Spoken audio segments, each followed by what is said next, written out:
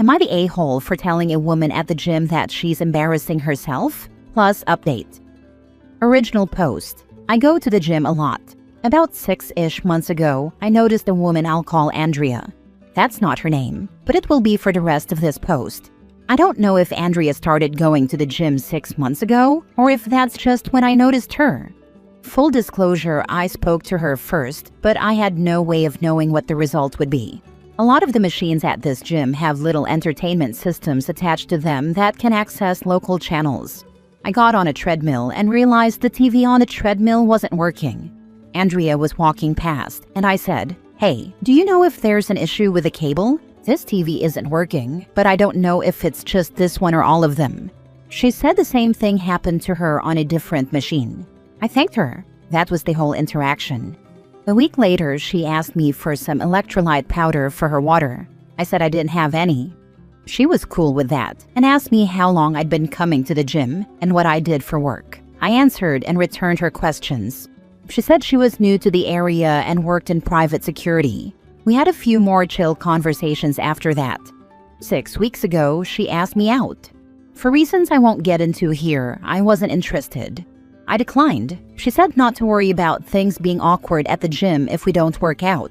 I said that wasn't the issue, just not looking to date right now. She kept talking to me, and at first I kept talking to her, but I started to think something might be wrong, and I started avoiding her. 2 weeks ago, she walked up to me while I was on a machine with only one way to properly dismount. That involved stepping into where she was standing. She asked if I was avoiding her. I said I was, and apologized. I said I just don't want to date right now. She said I don't have to avoid her to not date her. I said okay. I kept avoiding her though. Tonight while I was working out, she confronted me again about avoiding her. I had a bad day and told her to leave me alone.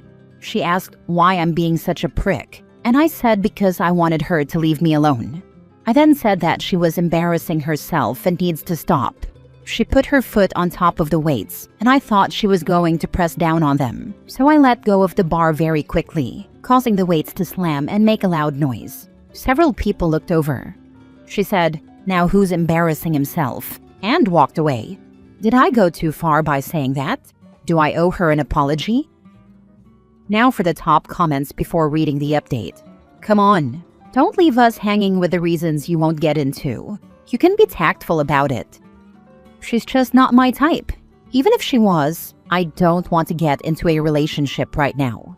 My last relationship lasted 3 years, and I need to remember how to be single before I hop right back into another relationship.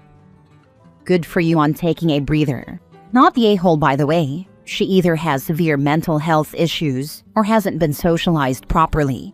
No normal person would ever put you in that position. I make every excuse I can when I'm not interested in someone, but when someone can't take a hint, you do eventually have to disregard their feelings. I mean, think about it. She disregarded yours. That is a good way to think about it. I hadn't considered that part. Thank you. You need to report the harassment to the gym staff at this point. She's stepping on your weights? No, she needs kicked out before she hurts someone. This is sexual harassment, pure and simple. Most guys don't understand how to process this when it's done to us, but it happens more often than you can imagine.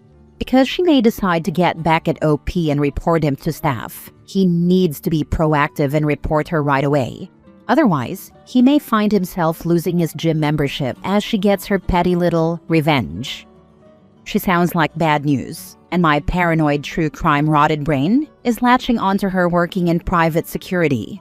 Tell staff about what's happened so there's a record of complaint and continue to avoid her. Not the a-hole.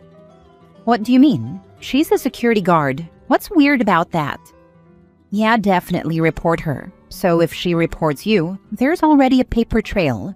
Working in security, she should be even more careful about not putting someone in a position they feel uncomfortable in. You have told her to leave you alone clearly. If she approaches you again, report her again, and continue to do that until she leaves you alone. If reporting it doesn't help, then go to the police. Do you really think it's that serious? I mean, yeah, I think you're right about talking to the gym management, but the police? Now for the update. I went in early this morning for a run and told the front desk staff about Andrea putting her foot on the weights. They said they would talk to her. Then, after work, I went in again for a regular workout. I was working on my legs when she walked up to my machine. The first thing she did was apologize about the weights. I don't know if someone talked to her or if that was of her own initiative. I accepted her apology and apologized for saying she was embarrassing herself. She said she forgave me, but if I wanted to really make it up to her, I could buy her a drink and she would buy me one too to make up for the weights. I said maybe we should buy our own drinks, meaning separately at different places and times, and she misunderstood me and asked when and where. I told her I meant that I didn't want to go out with her. She said this wouldn't be a date but a reset for our friendship. I said I didn't want to be friends. She said I was being a douche and asked what my problem is. I said the weight incident made me uncomfortable, and I would rather us just give each other space. She then asked me if my problem with her is that she's Hispanic. I was so taken aback. I didn't even know she was until she said that. I said no, that she just makes me uncomfortable. She wanted me to explain what about her made me uncomfortable, and I tried to do so, but she argued with every point I made. I got frustrated and told her to just stay away from me. She said fine, and that I have a lot of maturing to do. Then she walked away. I'm hoping that's the end of it. You have a lot of maturing to do, says the woman who understands the word no, even less than my 2-year-old niece. Also says the woman who gets physically hostile during a confrontation. You seriously need to report her to the managers. Creeps come in all shapes and sizes, and you have the right to feel safe as much as any person. I would fully expect this woman to accuse OP of racism if he does that. She probably still will, so she can stop seeing him at her gym, because the rejection makes her angry. Ugh. Imagine with switched roles. Yes, women can be harassing creeps too, and we need to address it more often. Next story. My boyfriend and ex-husband work together. Am I the a-hole for giving my boyfriend food to take to work? I, 26 female, was married for 4 years. We got divorced because I found out I couldn't have children. I was content to stay child-free. It wasn't a huge loss, but my ex-husband really wants a mini-me and to pass on his legacy. We had a good marriage for the most part, but that was that. I'm not too sad, as I've come to learn there's better out there. My boyfriend is honestly the kindest person I've ever met. I should note, we live in a small town and I have a type. My boyfriend of 7 months works with my ex-husband. They work as military contractors on airfields, doing different jobs, but they work in the same area with the same guys. I really like to cook and bake. I'm trying to not get diabetes though, so I don't eat everything I bake. I used to pack my ex-husband's lunch and would often send him to work with a tray of baked goods. I've taken extensive culinary classes around baking, and I've been told the stuff I make is really good. Funny enough, when my boyfriend and I met, he said he always loved the stuff I made for their shop when I was married to my ex-husband. I now pack my boyfriend's lunch and send him stuff to take to work. Apparently, a bunch of the guys they work with have been giving my ex-husband grief. Dating had apparently been going very poorly for him. I'm not shocked. Apparently, this has been just making him not look forward to going to work. My boyfriend is significantly more attractive than my ex-husband, and they're making jokes about how I upgraded from one mechanic to another. My boyfriend doesn't mind because the jokes paint him in a good light, and they tell him he's lucky, etc. He sent me a long message asking me to stop sending stuff to work with my boyfriend, so the guys will leave him alone. He also asked me not to come to their annual 4th of July thing. I kind of feel like he's making his problems my problem. I don't feel like it's a fair request, but I'm not completely unempathetic, so I'm willing to stop if most people think I should. Am I the a-hole? Not the a-hole. He has nothing to say or ask of you. If your boyfriend loves bringing all that, tough luck. He has to accept it. And asking you not to come to a party is out of bounds. If he is having trouble accepting that you've managed to rebuild your life and he hasn't, he needs to rethink his approach. What does he think will happen if you don't show up? And everyone explains that he asked you not to come. Dude needs to roll with the punches and crack a joke or two of his own. My uncles were mechanics. That bunch is ruthless, especially if they see it is getting to you, lol. He needs to deflate their jokes and jabs. probably become friends even with boyfriend. His way of going about it is just going to make his life hell with that lot lol. Not the a-hole OP. Not the a-hole, but your ex-husband is. Imagine how your boyfriend would feel if you stopped sending him your baked goods just to cater to your ex. His problems are not yours. Not his anymore, so why does he get a say in what you and your boyfriend do? I actually dated a girl that ended up, after we broke up, dating a friend from the bar we all hanged out at. She was more upset that me and him become better friends than getting upset about anything. I asked him to not be all making out in front of me at first, and he was cool with that. Next thing you know, we are sitting together talking about work. We work in the same field of work, and she's giving us both a look like, "I'm over here, LOL." You got to roll with things and just enjoy life. I could have got all mad and upset about her hooking up with someone I knew, but instead, I didn't let it get to me. I don't go to bars anymore, but they are still together after many years. Next story. Am I the a-hole for insisting my ex-wife and I stick to our court-ordered custody order? My ex-wife and I, both 30s, have been divorced for almost 5 years, and she's remarried. Ever since her marriage to her current husband, 40s, she has been trying to deviate from our court-ordered custody order for our kids. We split custody 50-50 with 7 days. 7 days being the way this works. She gets Mother's Day and her birthday. I get Father's Day and my birthday. Her husband's birthday and mine are on the same day, and she wanted it to be shared, but the judge said my birthday took priority for our kids. Same with Father's Day. My ex will ask for our kids for 2 or 3 extra days here and there, because they go out of town to visit her husband's family. Or she'll want the kids an extra day to celebrate his birthday or Father's Day. When I tell her to do it on her own time, she gets mad at me.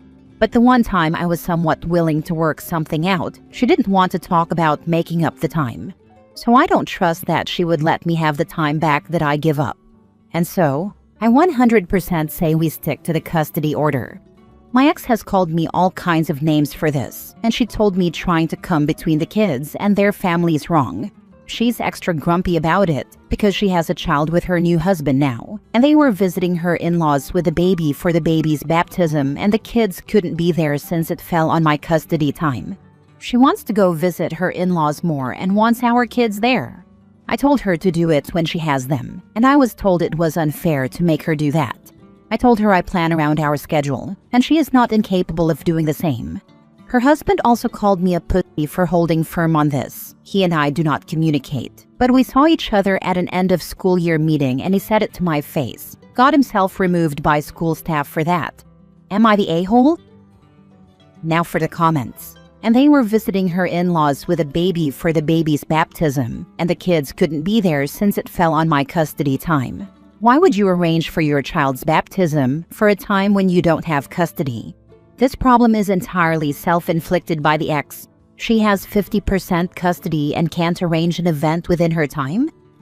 This was a question I had too. She knows when she has our kids. This isn't something new. We both have to plan around the order. She is planning around the order. She's deliberately planning on your time to guilt you into giving up that time. No, and if you are not already doing, have your lawyer get it in writing that all communications are to be done through a parenting app. Maybe that will slow this crap down. We already use one. It really doesn't stop this kind of thing. It just provides a good paper trail of sorts. That's good. Just stay civil on your part and let your ex dig herself deeper. Don't give in, but don't get angry. Stay calm and civil. Not the a-hole. Last story. Am I the a-hole for taking my daughter somewhere when my husband and sons went on a boys' trip? I, 43 female, have triplets, Mark, Liam, and Abby, 14, with my husband Josh, 45 male. Last Friday, Josh decided to bring Mark and Liam on a spontaneous trip to Six Flags. I don't like amusement parks, so I wasn't bothered by not being invited. Abby asked to go as well, but Mark and Liam said it was a boys' trip and that she would ruin the vibe. Abby was upset because she felt left out, and I felt bad for her, so I decided we'd have a day out.